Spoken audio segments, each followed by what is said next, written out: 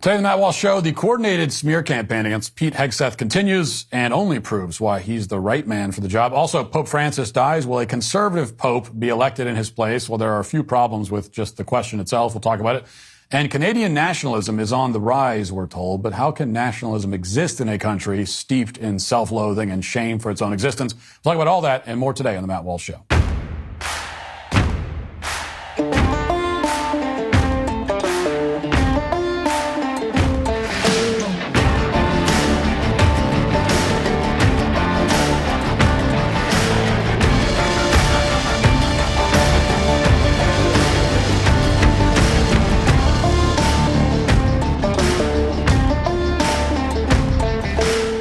Being a husband, a father, and host of my own show means life never slows down. Imagine trying to eat 31 different fruits and vegetables every day. Sounds miserable and time-consuming. Frankly, I just don't want to do all that. But with Balance of Nature fruits and veggies, there's never been a more convenient dietary supplement to ensure you get a wide variety of fruits and vegetables every day with 31 different whole fruit and vegetable ingredients. Balance of Nature takes fruits and vegetables, they freeze-dry them, turn them into a powder, and then put them into a capsule. You take your fruit and veggie capsules every day, and then your body knows what to do with them.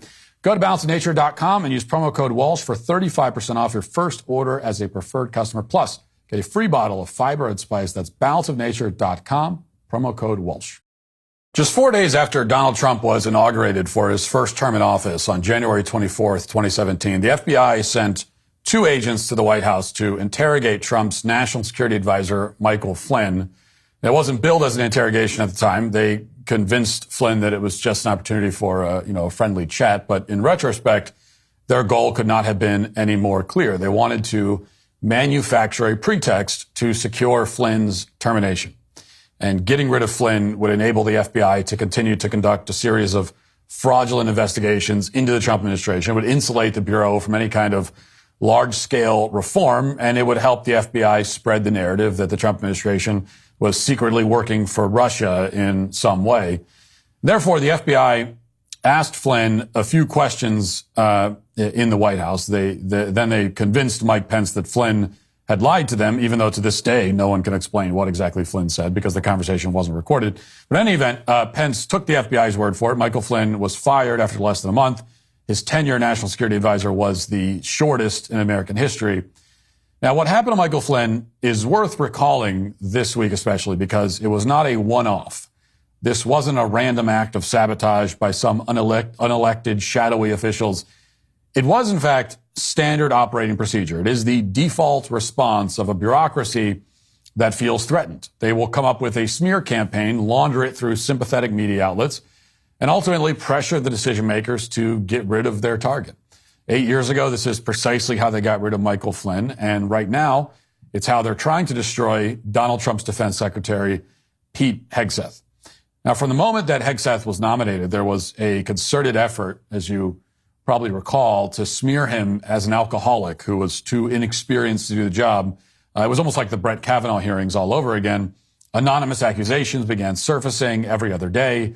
We were even told, if you could believe it, that Pete Hegseth once celebrated St. Patrick's Day live on the air on Fox and Friends. That was supposed to be profoundly scandalous for some reason. In reality, the point of that fake scandal was never to convince anyone of anything. Instead, the point was to send a message to the incoming Trump administration. And the message was that the most powerful forces in Washington did not want Pete Hegseth to be confirmed. They wanted Donald Trump to pull his nomination and select someone more conventional, someone who would be more responsive to the needs of defense contractors, for example. But Trump didn't abandon Hegseth's nomination. He decided after what happened in the first term to trust his own instincts and to stand by his selection. And the result has been predictable. Just a few months into Donald Trump's term, Hegseth's enemies have begun yet another smear campaign. And like the campaign to oust Michael Flynn, it's not meant to withstand any kind of scrutiny. The point is to move quickly, create panic, and ultimately pressure the White House to fire Hegseth. It's not exactly a subtle operation. Yesterday morning, NPR came out with this story, which directly states the outcome that they want to achieve. Quote, exclusive. The White House is looking to replace Pete Hegseth as defense secretary. And according to NPR, quote, the White House has begun a process of looking for a new leader at the Pentagon to replace Pete Hegseth, according to a U.S. official who was not authorized to speak publicly. This comes as Hegseth is again mired in controversy over sharing military operational details in a group chat. So here we have an unnamed source, just one person, who's described only as a U.S. official, so it could be, anyone in any position, stating that the White House is planning to fire Pete Hegseth. And based on this one nameless official who supposedly serves somewhere in the United States government, could literally be anywhere, the narrative has been set. Pretty much every outlet picked up this story. They're all trying to convey the perception that Hegseth removal is a foregone conclusion. And meanwhile, there's a steady drip of new information that's supposedly even more damning than the last hit piece. You can tune into CNN and they'll tell you that Hegseth needs to be removed because of a new signal chat that's suddenly been uncovered. Watch. Today, we are learning some new details following reports of Defense Secretary Pete Hegseth sharing some detailed military plans in a second signal group chat that included his wife, a lawyer, and his brother. Multiple sources telling CNN Hegseth revealed strike plans against Houthi targets in Yemen, similar to what was shared in that other group chat, which came to light after the editor of The Atlantic was mistakenly added to it. We've also learned that Hegseth directly addressed the matter with President Trump during a phone call last night. Earlier today, the president defended Hegseth. He's doing a great job. It's just fake news. They just bring up stories. I guess it sounds like disgruntled employees. He was put there to get rid of a lot of bad people, and that's what he's doing. So you don't always have friends when you do that. Now, before we go into the specifics, I need to make it clear that, I was a fan of the Hegseth pick when it was initially announced. But after seeing this unrelenting smear campaign that started before he was even confirmed and hasn't let up since, I have to say I'm now an even bigger fan of the pick. I mean, it's clear that the establishment sees this guy as a threat to their agenda. He's in a position to do extraordinary damage to their interests. And it seems like he's already doing a lot of damage, which is why he needs to stay in that position at all costs. And as you saw, Donald Trump doesn't really need to be told that. He understands exactly what CNN and the rest of the corporate press are trying to do here. The coverage is breathless and fast moving because you're not supposed to stop and scrutinize any of it. If you think about it for 5 seconds, you'll realize that, as was the case with Michael Flynn, the hysteria makes absolutely no sense whatsoever. So to recap, the case against Pete Hegseth is that the national security advisor, Mike Waltz, mistakenly added Jeffrey Goldberg, the editor of the Atlantic magazine, to a classified group chat about a U.S. military strike. And even if this is true, even if we pretend for a moment that a rabidly anti-Trump journalist with extensive ties to the deep state was somehow accidentally added to a highly sensitive group chat, it's still not remotely clear why Pete Hegseth should be fired as a result. I mean, he's not the one who made the mistake here. The next alleged scandal, as reported by the New York Times, concerns a signal chat that involved Hegseth and a dozen other people, including his lawyer, his wife Jennifer, and his brother Phil, who works at the Pentagon. And the chat was called Defense Team Huddle, also reportedly included Dan Caldwell and Darren Selnick, two former Hegseth advisors who were just fired after a leak investigation. And supposedly during this chat, Hegseth again discussed war plans involving Yemen, although no one's sure exactly what was communicated. And now, under the circumstances, it would be reasonable to wonder if Dan Caldwell or Darren Selnick might have had a role in placing this story in the New York Times. After all, they were just fired from the Pentagon for leaking. They were both members of this group chat, and now they're publicly attacking Pete Hegseth's Defense Department and implying that the Pentagon wants to pursue a reckless war with Iran. Now, as it relates to unelected operatives in the Pentagon, that might be true. I'm not in a position to dispute that claim. Maybe there are some people in the Pentagon doing that. But anyone who's paying attention to what Pete Hegseth is doing, both in public and in private, knows that he's going to do everything he can to prevent that outcome of a war with Iran. Here's what Hegseth told Fox News earlier this month, quote, "Trump is dead serious that Iran cannot have a nuclear weapon. He said that for 20 years. He's been consistent. That is clear. He's dead serious that he wants it all done at the negotiating table. He wants it done peacefully. And that's why he's going straight to these talks. He's set that deadline. But he's also dead serious that if we can't figure this out at the negotiating table, then there are other options to include my department to ensure that Iran never has a nuclear bomb," close quote. So in other words, his primary objective is not to attack Iran. It's a peaceful diplomatic resolution. And a couple of days later, the New York Times confirmed that in private, Hegseth had personally helped avert a military strike on Iran that could have spiraled into World War III. Quote, Israel had planned to strike Iranian nuclear sites as soon as next month, but was waved off by President Trump in recent weeks in favor of negotiating a deal with Tehran to limit its nuclear program, according to administration officials and others briefed on the discussions. Inside the Trump administration, some officials were becoming skeptical of the Israeli plan. In a meeting this month, one of several discussions about the Israeli plan, Tulsi Gabbard, the director of national intelligence, presented a new intelligence assessment that said the buildup of American weaponry could potentially spark a wider conflict with Iran that the United States did not want. A range of officials echoed Ms. Gabbard's concerns in the meeting. Susie Wiles, the White House Chief of Staff, Defense Secretary Pete Hegseth, and Vice President J.D. Vance all voiced doubts about the attack, close quote. Now, that report was published, if you're keeping track at home, on April 16th. And it states very clearly that Hegseth had helped stop a military attack on Iran, which could have easily devolved into all-out war. 4 days later, on April 20th, the Times published a story outlining Hegseth's second signal chat, which is supposedly grounds for his termination. So in other words, we get a new scandal right after Hegseth enrages the defense contractors that would have made many millions of dollars, if not more, from an all-out conflict with Iran.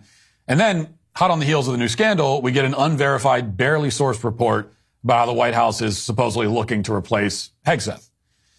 Now, at this point, I can only assume that that's another fake smear because, it would be a disastrous mistake for Trump to cave to the pressure and offer up his defense secretary as a sacrifice. It's the kind of mistake that could derail his entire presidency. And it would be a major victory for establishment Washington, which is becoming increasingly desperate by the day. You can see the signs of the desperation everywhere, by the way. Here's one of them. On Monday, 4 more Democrat lawmakers made a pilgrimage down to El Salvador to visit that MS-13 gangbanger following the visit by Senator Chris Van Hollen that we discussed last week. And the lawmakers were Robert Garcia of California, Maxwell Frost of Florida, Yasemin Ansari of Arizona, and Maxine Dexter of Oregon. And these politicians, like the rest of the Washington establishment, are pulling out all the stops to defend their open borders globalist agenda. Making a martyr out of Abrego Garcia is one way of doing that. Making a scapegoat out of Hegseth is also part of that plan. Now, to be clear, I see no indication that this is going to work. It doesn't look like this MS-13 gangbanger is going to be returned to the United States any more than it looks like Pete Hegseth is about to be replaced by another Raytheon board member. The idea that the White House is planning to cave to the demands of establishment Washington at the moment seems like yet another fabrication from the corporate press. And for the sake of the world, which wouldn't exactly benefit from nuclear Armageddon, it should remain a fabrication and nothing more. Now let's get to our 5 headlines.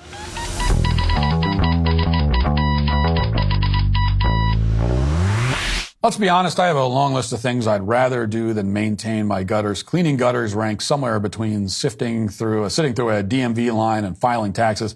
But there's an easier way, leaf filter, so you never have to clean out your gutters again. Right now, get a free inspection, free estimate, and save up to 30% off your entire purchase at leaffilter.com/Walsh. Those cheap plastic gutter guards they sell at hardware stores? Spoiler alert, they're about as effective as using a paper towel as an umbrella. As with most things in life, you get what you pay for.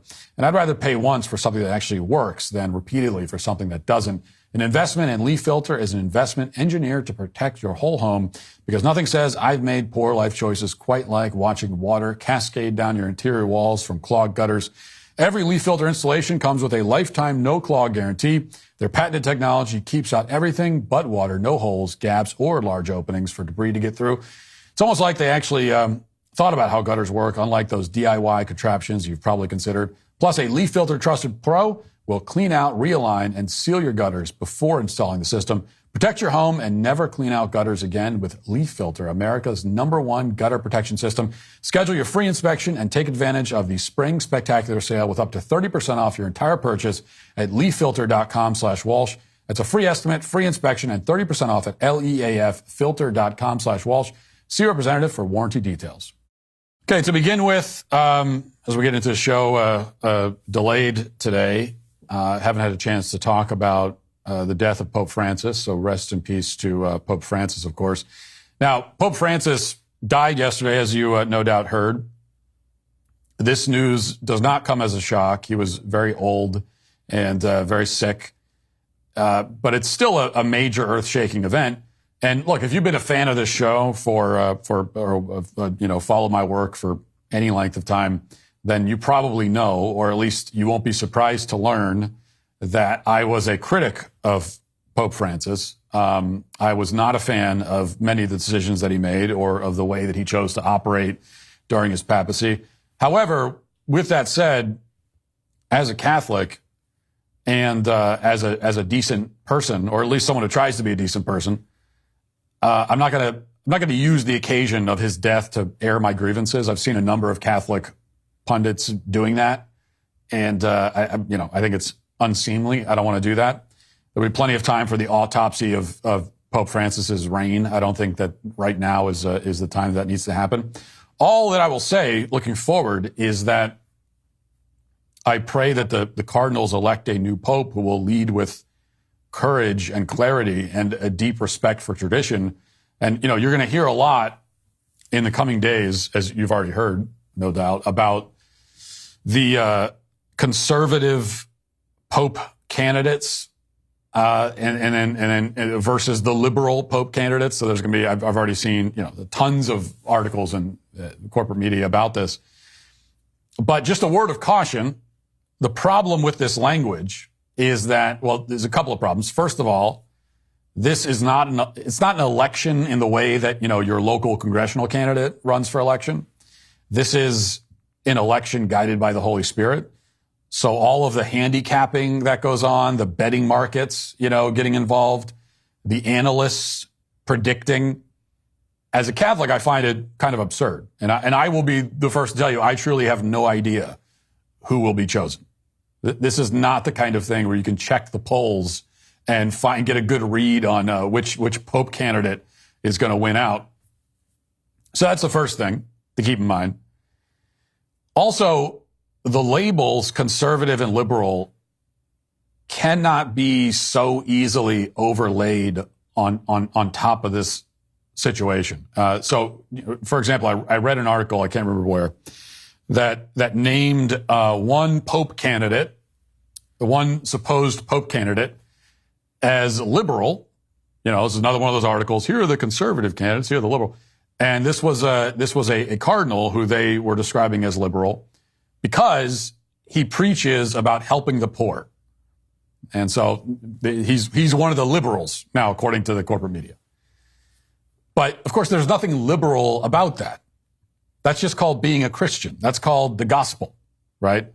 Now, in the West, in the United States in particular, we read helping the poor as something that is left-wing coded, because in our country, when politicians talk about helping the poor, they usually mean entitlements, the welfare state, and all of that. And it's also true that when religious leaders talk about helping the poor, very often they might mean the same thing, unfortunately. But there's not anything actually liberal about helping the poor. That's not a liberal position. So I think these labels are not always the most helpful. And that's also why I'm not praying for a quote-unquote conservative pope. Because, again, when you hear conservative, you think, oh, he's Republican, I'm praying for a pope who respects and loves Catholic tradition, who will lead with moral clarity. Clarity is very important. There's a lot of confusion in the world today, and moral courage, and a pope will be unafraid to face down the true evils that we face in the world and the evils that are threatening human souls. Call that conservative if you want, whatever you want to call it, but that's what the church needs, and that's what the world needs right now. Let's move to something a whole lot less important. I don't know. I've been flummoxed by this. So Joe Biden released, maybe you've seen this, or his handlers released, a photo of Joe with his family on Easter. And we'll put the photo up on the screen so you can see it. And there they are sitting on the front steps. You've got Jill there and some of the grandkids. Hunter is there. Hunter's passed out in a motel somewhere, we can assume. But then in the back, you see Joe. And you look at that photo, and And you realize immediately that it is 100% photoshopped. That is not real. I mean, that mother effer is not real. They have photoshopped Joe into this photo of his family for certain. I mean, for certain they did that. That's not a conspiracy theory. It's like 100% they photoshopped Joe Biden into a photo of with his family. I mean, first of all, he's in a full suit while the rest of the family is dressed casually. He's not the president. If he was still the president, that would make sense because the president just wears a suit all the time. But there's no way this dude is still walking around in a suit every day at his own house. He's walking around in a suit at his own house. That's just, now sure, it is possible that he still thinks he's president. It's possible that they've told him that he's still president, so he dresses up he dresses up every day for Oval Office meetings, which are held in his foyer with his grandkids and like a collection of large stuffed animals. That is possible, but still, it looks fake. The position of his body doesn't make sense. His height doesn't make sense. It looks like it's just his severed torso sitting on the top of the steps. Then you can see what I guess is supposed to be his hand on somebody's shoulder, but that doesn't look right. Unless he has T-Rex arms now. I mean, unless his arms shrank as a symptom of dementia. I'm not sure if that's a symptom or not. So it's definitely Photoshop. But that raises the question of why. I mean, why the hell would you Photoshop him into a picture? What is the point of that? Can't you take an actual picture of him with his family? Does his family hate him that much that they won't even pose for a picture with him? Now, then again, I will say that getting a good Easter photo with the whole family is tough, I've learned. So maybe you have to use Photoshop sometimes. We go through this every year in my family. Every year, this is my wife's never-ending quest, is to get a good photo on Easter of the family, the kids. But she's always foiled because she never gets the photo that she wants that lives up to her standards. Because the thing is, when you have young kids, and parents know this, when you have young kids and you get them dressed up in their Sunday finest, you have a very, very small window of time where they will look presentable. The clock is ticking as soon as you put them in all you go through the whole laborious effort of getting them in the outfits. It's like T minus 12 minutes. And then the 5-year-old's hair will look like, she stuck her finger in an electrical outlet. The 2-year-olds will have dirt and food stains, even though they didn't eat anything and they weren't around any dirt, as far as you know. It's just, there's a whole mess. So, you've got a very short window of time to do this. And then you go, you set all the kids up, you take the picture. And then, you've got one kid forgot how to open their eyes, another one looking off in the distance, a kid crying, the whole thing. So it is tough. But that's what taking a picture with young kids is like. That's not an excuse for Biden. So the mystery still remains here. I don't get it, but it is the fact that they're still playing this game. You don't have to do this anymore. He lost. Well, he didn't even. He lost before the election even happened. He's not in office anymore, and we all know that he has dementia. So the secret's out. All right, we've heard from this guy before, Elie Mystal. Talking about why he thinks all laws before the 1960s don't count. And I guess he's written a book about it, so he's just on this tour, talking about this. Here he is again on the same subject. Listen to this. I don't give a lot of constitutional weight or heft to laws passed before 1965, right? Because nobody asked me, and nobody asked anybody to look like me. So why should I care what some old white judge and some old white legislature and some old white president decided was right for me? Living under the laws of the people who kidnapped my people and held us in bondage, that's not something they do anywhere else in the world. It's not like South Africa said, oh, that apartheid was bad, but you know what? We're just going to, clean up some of these laws, and okay, now we have... No. They were like, take your Boer constitution and put it in the trash. We will write another one. This time including everybody. So he says, why should I care about laws that were passed a long time ago? Because nobody asked me or anyone who looks like me. That's his argument. Well, there's a couple of things here. First of all, as I've already explained, this would delegitimize a lot of laws that I assume this morbidly obese Q-tip still likes, such as the laws abolishing slavery. I assume he's a fan of those laws.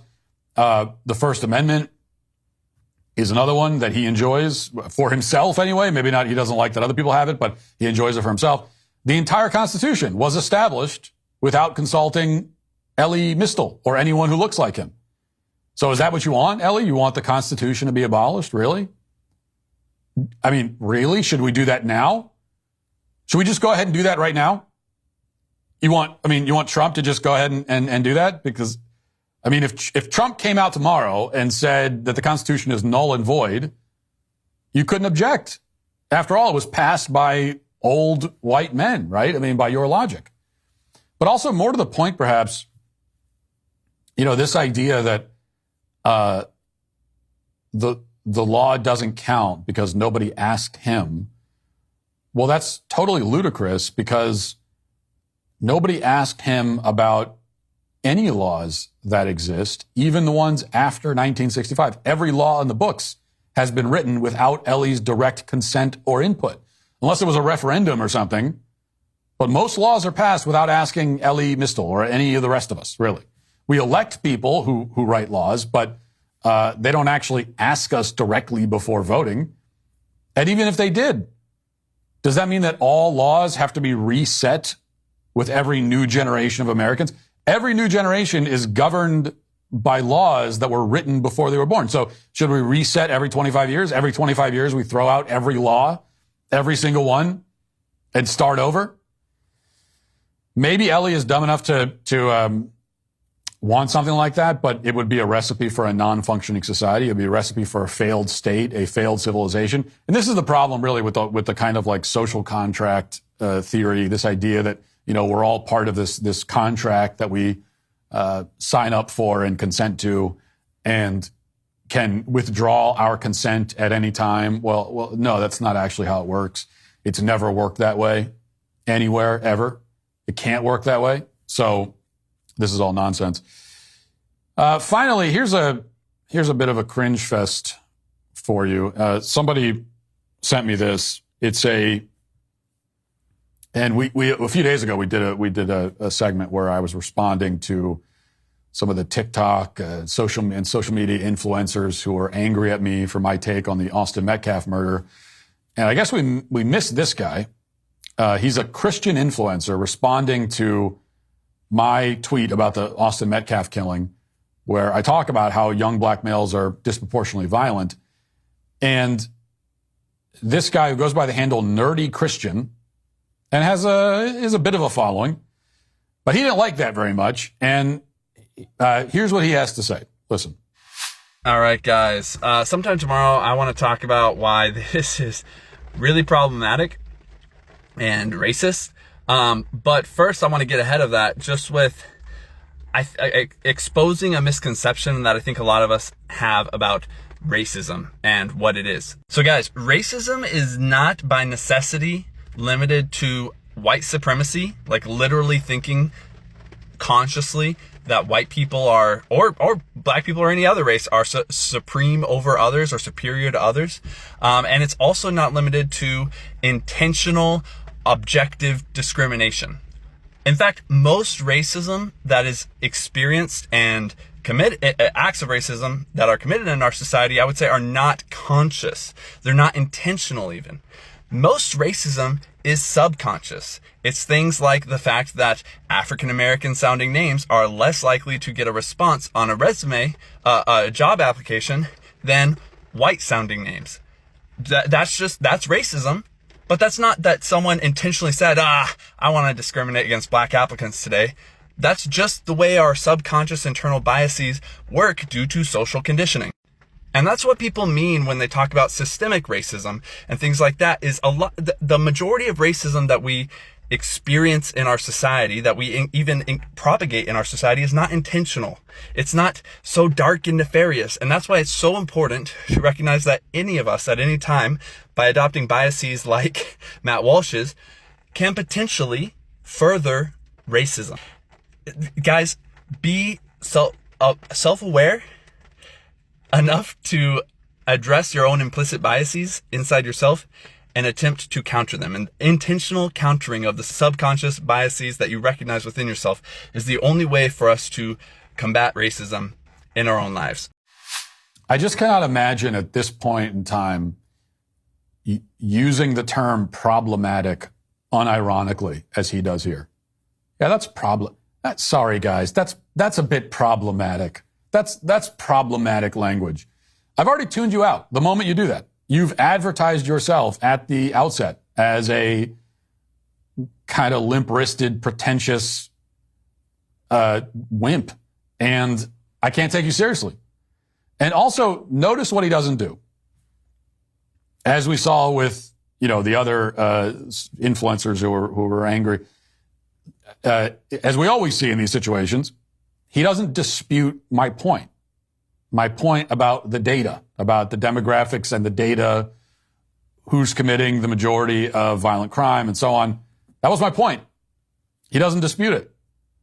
He doesn't present any kind of counter argument. He doesn't say, well, Matt is wrong about this point, and here's the data to back me up. He doesn't do that. None of them ever do. All the people who get offended and they start blubbering about how it's problematic, they never, ever, ever even attempt to dispute the actual point because they can't. So, that's all that really needs to be said. You don't offer a rebuttal, so there's no argument to refute here. You didn't present one. But I will say, just for the record, that, and this is why this kind of thing from someone like that annoys me in particular, when you've got Christian, in your handle and you're identifying yourself as a Christian. I will say that you really do immeasurable harm to the faith when you pretend that the faith you pretend to hold, when you go around representing Christianity this way, when you represent Christianity as a religion that makes you weak and scared and pathetic, a religion that forbids us from speaking uncomfortable truths that, again, he does not actually dispute. He just doesn't want you to talk about it. When you present Christianity that way, you make it seem totally unappealing and useless and pointless. Why would anyone want to be a part of a religion like that? Why would anyone want to be Christian if it requires them to be scared, equivocating little weaklings? They don't. They won't, which is why churches that appeal to this guy, churches that are like right down the center plate for this guy and what he wants, they're all dying. They're decaying and they're dying because of this. Because in reality, that's not Christianity. Not only are we not prohibited from speaking uncomfortable truths as Christians, we're actually required to. We are called to. Uncomfortable truth could be the subtitle of every gospel account. Jesus was the ultimate preacher of uncomfortable truths. So every part of this is just false and wrong, pathetic and false and wrong and bad and harmful. All those things. Tax day may have passed, but for millions of Americans, the real trouble is just beginning. If you missed the April 15th deadline or still owe back taxes, the IRS is ramping up enforcement. Every day you wait only makes things worse, with over 5,000 new tax liens filed daily, and tools like property seizures, bank levies, and wage garnishments. The IRS is applying pressure at levels we haven't seen in years. Increased administrative scrutiny means collections are moving fast. The good news, there's still time for Tax Network USA to help.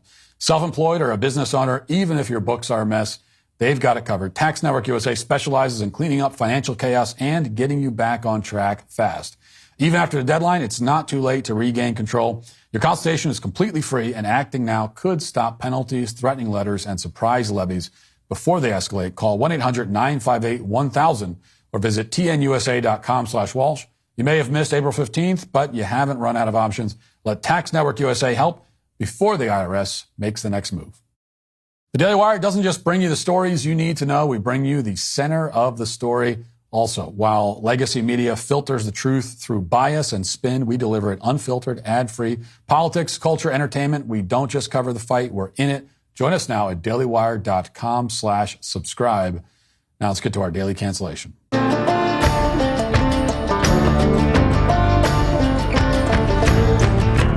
When Justin Trudeau became the Prime Minister of Canada in 2015, he made the following statement to the New York Times, one of the most remarkable statements ever uttered by a public official anywhere in any context. And here it is, word for word, quote, "There's no core identity, no mainstream in Canada. There are shared values, openness, respect, compassion, willingness to work hard. to be there for each other, to search for equality and justice. Those qualities are what make us the first post-national state. Now, if you don't attend the World Economic Forum in Davos every year or hang out at places like the Aspen Security Forum, then this kind of statement might seem confusing or incomprehensible at first, but simply normal people don't talk like this. People with pride in their heritage and their country don't talk like this. You will not find a single tribe in the poorest neighborhood in Zimbabwe that's willing to demean itself in front of the whole world as readily as Justin Trudeau will demean Canada. As explicitly as he possibly could, Trudeau was signaling to his globalist allies that with his election, they now owned Canada. As a nation, Canada had ceased to exist. I mean, that's what he said. They're a post-nation. Now, throughout Trudeau's tenure as prime minister, this was a theme that would be repeated time and time again. At every opportunity, Trudeau portrayed Canada as a failed experiment, as an illegitimate genocidal hellhole that had brutally murdered so-called Indigenous children, then buried them in mass graves. He even declared that church burnings were understandable in response to Canada's many sins. Under Justin Trudeau, Canada Day, their equivalent to the 4th of July, became a time of mourning instead of a time of celebration. And the point of all this self-flagellation was to undermine and ultimately eliminate Canadians' pride in their own nation. And it continued right up until the moment that Justin Trudeau left office. In fact, in one of his final acts as prime minister, Trudeau told CNN that Canadians' only way of defining themselves is that they're not American. And we've played this clip before, but it's worth showing again, if only to underscore how overwhelmingly pathetic this guy was and is. Watch. President-elect Trump has been needling you a bit, calling you Governor Trudeau, talking about making Canada the 51st state. Did you have any interaction with him today? No, not today. But that's not going to happen. Canadians are incredibly proud of being Canadian. One of the ways we define ourselves most easily is, well, we're not American. There is such a depth of pride that's not actually an issue. What I think is happening in this is President Trump, who's a very skillful negotiator, is getting people to be somewhat distracted by that conversation, to take away from the conversation around 25% tariffs on oil and gas and electricity and steel and aluminum and lumber and concrete, and everything the American consumers buy from Canada is suddenly going to get a lot more expensive if he moves forward on these tariffs. And that's something that I think we need to be focusing on a little bit more. So this has been the dominant perspective in Canada for more than a decade. It's not just Trudeau who thinks like this. Millions of Canadians do as well. Not all of them, but millions of them do. And that's how Trudeau and his party held on to power for so long, even as Canadians became much poorer, even as third world aliens flooded into the country, and even as their healthcare system collapsed. Through it all, Canadians could unanimously, well, maybe not unanimously, but many of them could agree on just two things. One, women should be able to murder their children up until the moment of birth for any reason whatsoever. And two, Canada's identity is that it's not the United States. Other than that, they have no idea what they actually stand for. No pride in themselves whatsoever. You might think that when a country fully descends into a state of pure self-loathing like this, that there's no going back. It's kind of a nihilistic death spiral and you can't escape from it. Once millions of people decide that their country has no real identity, has no reason to exist, and that the country is actually a genocidal, white supremacist terrorist state, then it's game over.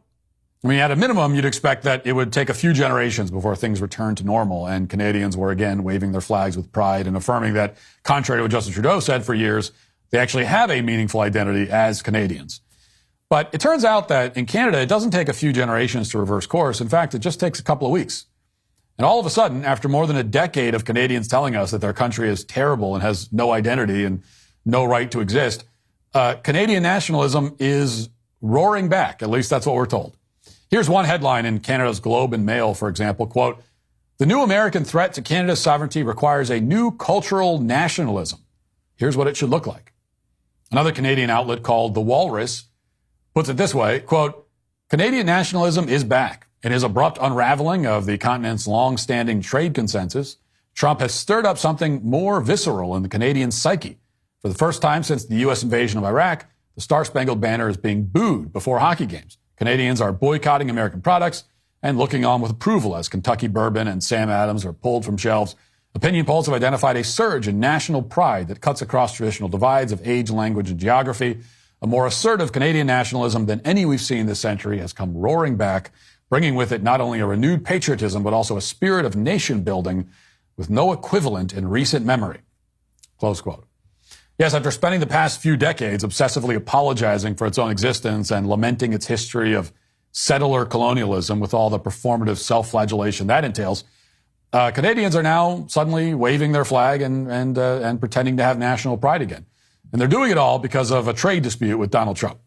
Now, you know, there are at least two aspects of this abrupt conversion that are remarkable. The first is that, of course, it's not a conversion at all. Instead, it's an affirmation of what Justin Trudeau told CNN earlier this year and what he told the New York Times back in 2015. The only way that these Canadians achieve this sense of national unity is to lash out at the United States. They can't rally around some extraordinary new achievement of their own because they don't have that many. I mean, there's no Canadian equivalent of SpaceX that's solving seemingly impossible physics problems for the benefit of all mankind. There's not even really an equivalent of Broadway, which is mostly garbage, admittedly. Little of significance is produced. So they're looking towards us, once again, to define themselves in a negative way. But the more basic problem, the real problem, is that, and this is something that we would do well to keep in mind in this country, is that you can't be a nationalist if you are fundamentally ashamed of your country and believe that it has no right to exist. Which is why Canadian nationalism in the country where land acknowledgements are just a standard part of everyday life, that's why Canadian nationalism is an oxymoron. The Canadians have not renounced the idea in mass, have not certainly unanimously renounced the idea that they're a genocidal state. They haven't issued formal apologies for the mass graves hoax that demonized Christians. No prominent figure in Canada has come out and stated that actually the country isn't a white supremacist, post-nationalist, globalist blob with no national identity whatsoever. They're trying to maintain all those beliefs while suddenly claiming to adopt a new tone of nationalism, which is just incoherent.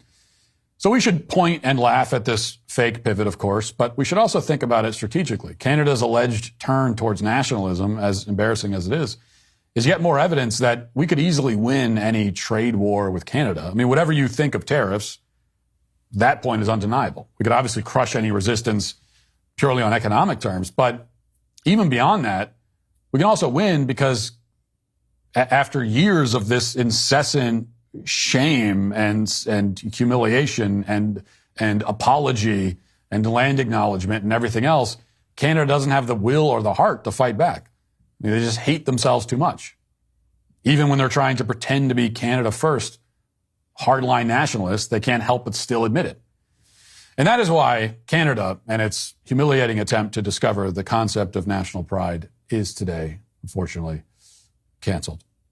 That'll do it for the show today. Thanks for watching. Thanks for listening. Talk to you tomorrow. Have a great day. Godspeed.